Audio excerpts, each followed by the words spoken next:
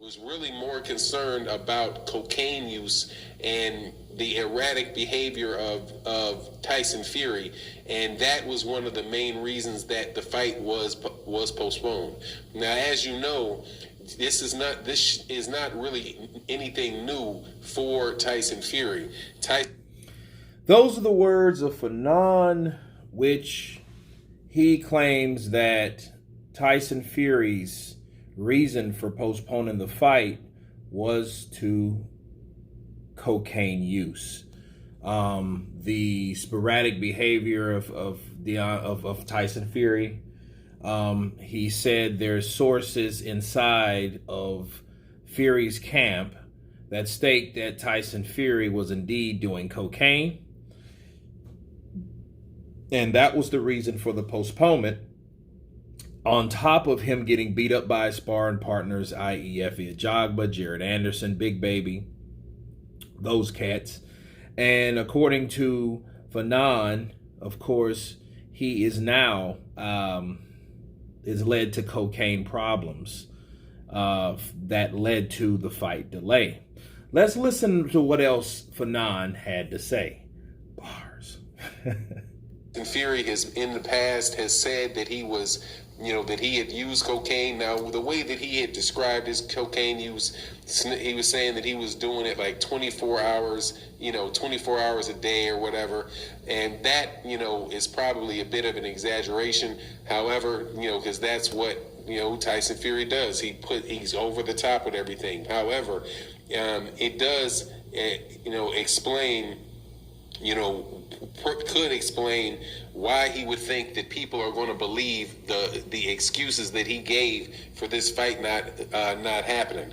Now, So that's more of the same of Fanon, and it leads to other things and the reason why you shouldn't do things that make sense. Okay, Fanon has every opportunity to muster up this excuse, even if he heard it from somewhere, even if he made this shit up. At the end of the day, it gives him full opportunity to do this. Why?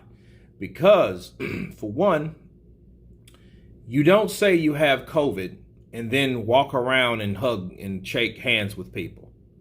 This is what you're going to expect. You're supposed to expect this type of shit.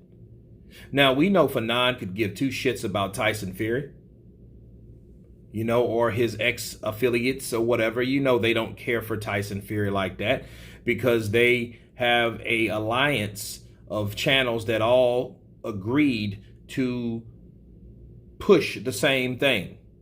Black American fighters, anybody else, we will ridicule you. And if anybody else ridicules who we're praising, we're going to ridicule them. That's how it is, right? So, again, his ex-affiliates. But again, back to what I'm saying, this is no secret, okay, with Fanon and Tyson Fury or any of those guys. Because with Tyson Fury, this is the same thing they did to Tyson Fury when he won the first time. It's just more bashing of shit that he used to do. Because remember, we never heard, or we thought that we would never hear the end of Martin Carefoot and the wild boar meat and the nandrolone and the shit that happened in 2016. And they supposed to be opening up a fresh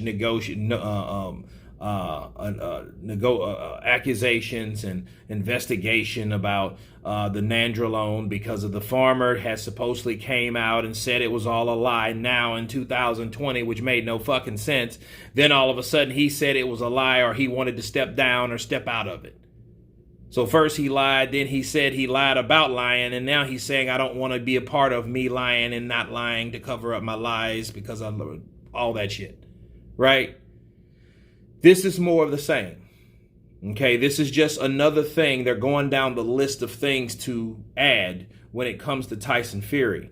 So Tyson Fury's problem is he was a guy that did a whole bunch of shit at one time.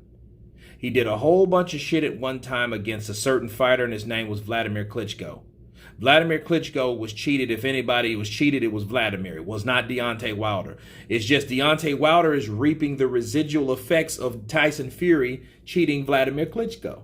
It's easy to understand. The person that should be pissed off right now is Vlad. He's kind of butthurt at times because you see every so often, especially late last year, you heard Vladimir call Tyson Fury a cheat and those type of things because of the way that he slithered out of that rematch, the way that he fell from grace, the way that he just gave up on everything, right? But he got out of the situation without taking a professional loss. He just lost everything around him. He lost all the belts. He lost all the hype. He lost all the bragging rights because he never went back into the ring. He was getting fat.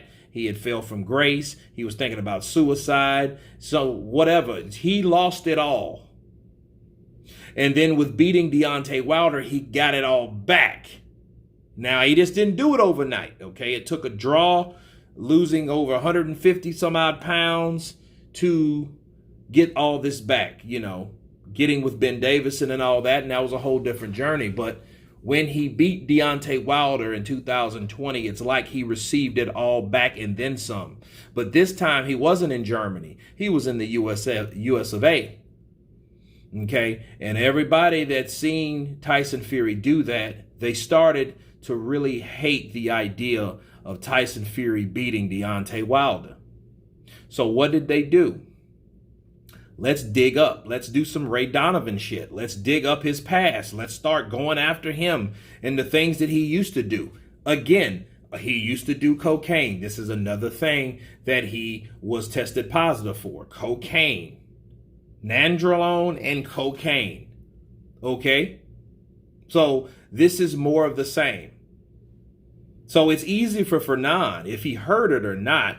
Well, for one, who the fuck in the Tyson Fury's team is going to tell this motherfucker that he was on cocaine?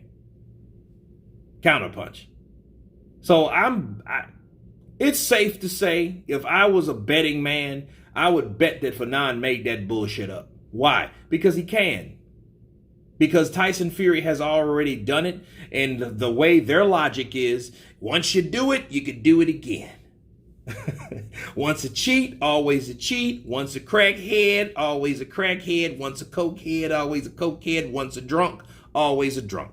Next, they're going to be saying he was drunk the whole time.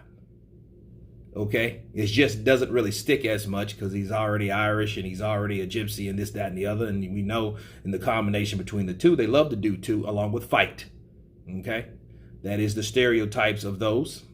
So, you know, I think cocaine is a much worse one to throw, a worse jacket to throw on somebody. Okay, that's why they're saying, oh, cocaine led to the problems. However, I am like Fernand. I don't believe it was fucking COVID, the reason why he decided not to put, you know what I mean? I don't think it was COVID. I don't. So again, Fernand has every right to either make some shit up or heard what he heard from his ex-affiliates or whoever he used to hear to get dirt on Tyson Fury in the first place.